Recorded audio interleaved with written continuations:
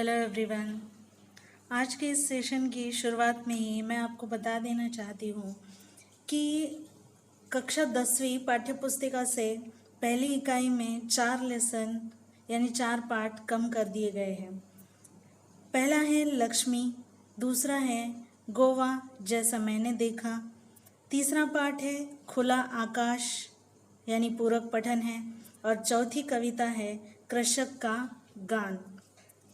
तो आज हम सीधा सीधा गिरधर नागर के बाद गज़ल या 8वीं कविता आज के सेशन में देखने वाले हैं। तो चलिए गज़ल इस कविता की शुरुआत करते हैं और सबसे पहले हम देखेंगे कवि परिचय मानिक वर्मा जी। अब देखिए कवि परिचय में मानिक वर्मा जी का जन्म 1938 उज्जैन मध्य प्रदेश में हुआ। अब परिचय में बताते हैं कि आप हास्य व्यंग के सशक्त हस्ताक्षर हैं। मानिक वर्मा जी अधिक वाचिक परंपरा में प्रमुख स्थान रखते हैं। आपके व्यंग बड़े ही धारदार होते हैं और आपकी गज़लें बहुत ही प्रेरणादायी होती हैं। अब प्रमुख कृतियाँ देखें तो कुछ इस तरह हैं। गज़ल मेरी इबादत है, आखिरी पत्ता, गज़ल संग्रह, आदमी और बिजली का खंबा, आदमी और बिजली का खंबा, महाभारत अभी जारी है और मुल्क के मालिक को जवाब दो। ये सारी मानिक वर्मा जी की प्रमुख कृतियाँ हैं। चलिए शुरुआत करते हैं। आपसे किसने कहा स्वर्णिम शिखर बनकर दिखो, आपसे किसने कहा स्वर्णिम शिखर बनकर दिखो, शौक दिखने का है तो नींव के अंदर दिखो, शौक दिखने का है तो नींव के अंदर दिखो।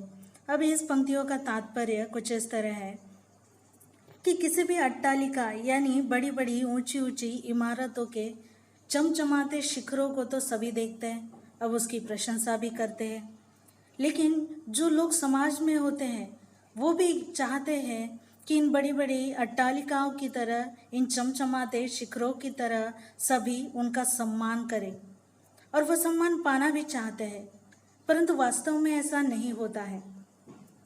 इन शिखरों से अधिक महत्व अगर किसी का है तो वो है ईंटों और पत्थरों का, जिनके कारण ये बन सके या जिनके ऊपर ये ऊंची ऊंची इमारतें खड़ी हो पाई, अपना अस्तित्व दिखा पाई। यदि नींव की ईंटों ने अगर इन गुमनामी के अंधेरे में रहना स्वीकार ही न किया होता, अगर इन्होंने सोच लिया होता कि नहीं नहीं हमें भी इन चमचमाते शिखरों के जैसा बनना है, हम गुमनामी के अंधेरे में नहीं रहेंगे, अगर उन्होंने स्वीकार ही नहीं किया होता तो क्या ये ऊंची इमारतें बनती? नहीं। तो वास्तव में ये है कि इन शिखरों का अस्तित्व जो है वो इन ईंटों और पत्थरों का है। इसलिए मानिक वर्मा जी कहते हैं कि यदि समाज के लिए हमें कुछ करना है या हम कुछ करना चाहते हैं तो हमें प्रशंसा और वाहवाही सबसे पहले इनको त्यागना होगा और नींव के ईंटों के समान हमें कुछ अच्छा काम समाज के लिए करना होगा, तभी हमारी वाहवाही या तभी हमें सम्मान इस समाज में मिल पाएगा। बढ़ते हैं अगली पंक्तियों की तरफ। चल पड़ी तो गर्द बनकर आसमानों पर लिखो, और अगर बैठो कहीं तो मील का पत्थर दिखो। इन पंक्तियों का तात्पर्य, यदि आप मंजिल की ओर बढ़ रहे हैं तो आपको सिर्फ एक ही काम करना है, अपने अच्छे कर्मों के कारण, अपने अच्छे कामों के कारण उसी प्रकार आसमानों तक हमें छा जाना है। जैसे आंधी या तूफान आने पर क्या होता है, पृथ्वी से आकाश तक बस धूल ही धूल हमें दिखाई देती है। यानी हमारे द्वारा, मानिक वर्मा जी कहते हैं कि आपके द्वारा किए गए जो अच्छे कामों का प्रभाव है और चर्चा है वो हर तरफ होनी चाहिए। और यदि आप मंजिल की ओर बढ़ते हुए अगर रास्ते में थक हार कर कहीं बैठ जाते हो तो उस मील के पत्थर की तरह बनो। भले वो एक जगह पर मील का पत्थर बैठ जाता है, लेकिन रास्ते पर आने जाने वाले हर एक पथिक को अपनी मंजिल की ओर बढ़ते समय सहायता करता है।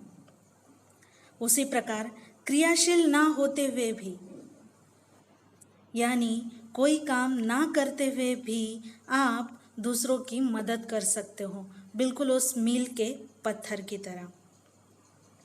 आगे देखिए, सिर्फ देखने के लिए दिखना नहीं है। आदमी हो तुम अगर तो आदमी बनकर दिखो, आदमी हो तुम अगर तो आदमी बनकर दिखो। अब यहाँ पर इन पंक्तियों का तात्पर्य है कि ईश्वर ने हमें मनुष्य जीवन दिया है, बहुत अमूल्य जीवन दिया है। हमारे उद्देश्य केवल सजना संवरना और सुंदर दिखना ही नहीं होना चाहिए। हमारा कोई भी काम ऐसा ना हो जो मानवता के दायरे से बाहर हो। समाज में अगर हमें रहना है, या समाज में अगर हमें कुछ अच्छा करना है, या समाज हमें स्वीकार करे, तो सभी के प्रति हमारा जो व्यवहार है वो ऐसा हो कि सारा संसार हमें एक अच्छे मनुष्य के रूप में जाने। अब अच्छा मनुष्य यानी क्या? कि हमेशा समाज के हित में सोचना है, दूसरों पर अत्याचार नहीं करना है। इसलिए मानिक वर्मा जी यहाँ पर कहते हैं कि भाई अगर तुम आदमी हो तो आदमी बनकर दिखो, जानवर की तरह व्यवहार मत करो। चलिए देखते हैं आगे की पंक्तियां। जिंदगी की शक्ल जिसमें टूटकर बिखरे नहीं, जिंदगी की शक्ल जिसमें टूटकर बिखरे नहीं, पत्थरों के शहर में वो आईना बनकर दिखो, पत्थरों के शहर में वो आईना बनकर दिखो। तात्पर्य, हमें ऐसी शख्सियत बनना चाहिए कि कैसी भी प्रतिकूल परिस्थिति क्यों ना हो। अब जीवन है, जीवन में बहुत सारी कठिनाइयां तो आती ही रहती है। कभी परिस्थिति प्रतिकूल हो जाती है तो कभी अनुकूल हो जाती है। तो जब प्रतिकूल परिस्थिति हो जाती है तो तब हमें विचलित नहीं होना है। बिना टूटे, बिना बिखरे हर परिस्थिति का हमें डट कर सामना करना चाहिए, अपने लक्ष्य को प्राप्त करना चाहिए। और इसीलिए हमें पत्थरों के शहर में भी आईने की तरह या आईना बनकर काम करना है। आगे, आपको महसूस होगी तब हर एक दिल की जलन, आपको महसूस होगी तब हर एक दिल की जलन, जब किसी धागे सा जलकर मोम के भीतर दिखो, तब जब किसी धागे सा जलकर मोम के भीतर दिखो। तात्पर्य, जब हम लोगों के दुख तकलीफ को समझेंगे तभी हम उनसे सहानुभूति रख पाएंगे, बिल्कुल मोमबत्ती और उसके धागे की तरह। अब मोमबत्ती का धागा सदा उसके साथ रहता है, उसके साथ जलता है, इसीलिए धागा उस मोमबत्ती की पीड़ा को अच्छी तरह समझ जाता है। उसी प्रकार जब हम दीन दुखियों की पीड़ा को समझेंगे और हमसे जो बन पड़ा या हमसे जो हो पाया उसे दूर करने के लिए हम यथासंभव प्रयास करेंगे, तो तभी हम अपना मानव धर्म पूरी तरह से और अच्छी तरह से निभा पाएंगे। और मानिक वर्मा जी यही यहाँ पर कहना चाहते हैं। आगे देखते हैं। एक जुगनू ने कहा मैं भी तुम्हारे साथ हूँ, एक जुगनू ने कहा मैं भी तुम्हारे साथ हूँ, वक्त की इस धुंध में तुम रोशनी बनकर दिखो, वक्त की इस धुंध में तुम रोशनी बनकर दिखो। अब जब हमारे साथ वक्त होता है तो सफलताएं हमारे कदम चूमती है, लेकिन जब वक्त हमारे साथ ना हो तब क्या होता है? हर तरफ असफलताएं धुंध के समान छा जाती हैं और निराशा रूपी जो अंधकार होता है वो उसका साम्राज्य पूरी तरह छा जाता है। निराशा ही निराशा हर तरफ दिखाई देती है। लेकिन ऐसे समय में जब ऐसा वक्त आता है, उस वक्त में एक छोटी सी आशा की किरण भी बहुत बड़ा सहारा बन सकती है। अब वो किस तरह? ठीक उसी प्रकार जैसे घने अंधकार में, यानी जब अंधेरा छा जाता है चारों तरफ, आशा की कोई किरण नजर नहीं आती है, तब उसी अंधकार में जो चमकता हुआ जुगनू होता है, बिल्कुल उस जुगनू की तरह हमें निराश और हताश लोगों के मन में, जिन्होंने सोच लिया है कि हमसे कुछ नहीं होगा या अब हम क्या करें, ऐसे लोगों के मन में आशा की किरण जगाने का काम यहाँ पर करना है। आगे, एक मर्यादा बनी है हम सभी के वास्ते, एक मर्यादा बनी है हम सभी के वास्ते, गर तुम्हें बनना है मोती सीप के अंदर दिखो। तात्पर्य, सभी मनुष्य के लिए अब समाज में रहने के लिए कुछ सीमाएं हैं, मर्यादाएं हैं, जिनका पालन हमें करना ही होता है।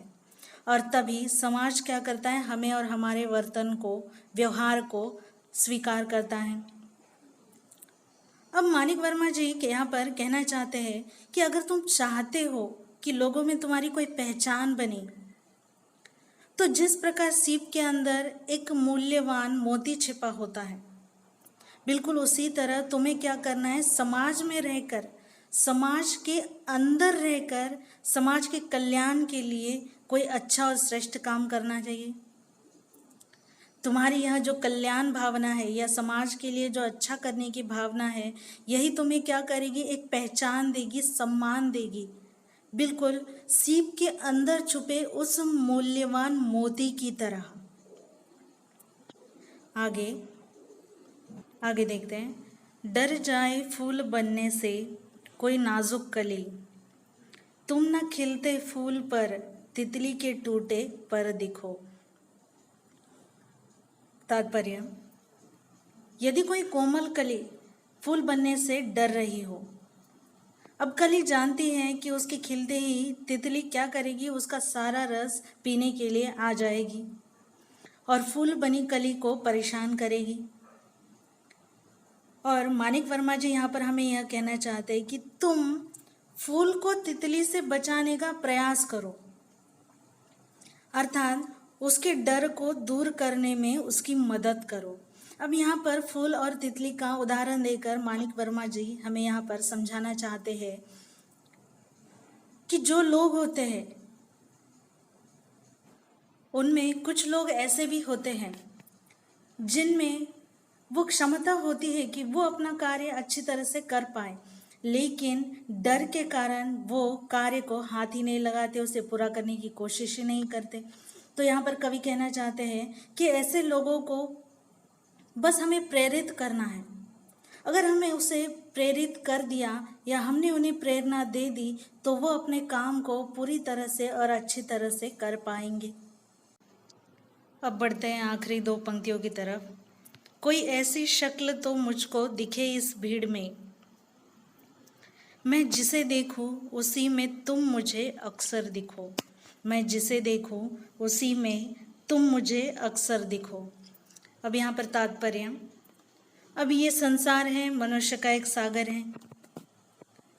भीड़ में जाने अनजाने अनगिनत चेहरे हर तरफ दिखाई देते हैं, लेकिन कवि चाहते हैं कि वे उस ईश्वर को, भगवान को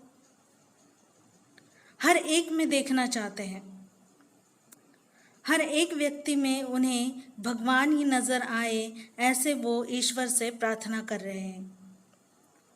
अब वो उनकी प्रशंसा करते हुए ये भी कहते हैं कि तुम तो सर्वव्यापक हो, हर जगह तुम होते हो, तो हर मनुष्य में मैं बस तुम्हें ही देखना चाहता हूँ। यहाँ पर यह कविता समाप्त होती है। आशा करती हूँ कि आपको यह कविता, गज़ल समझने में कोई कठिनाई नहीं हुई होगी। तो यहाँ पर हम रुकते हैं। आज के लिए इतना ही। धन्यवाद।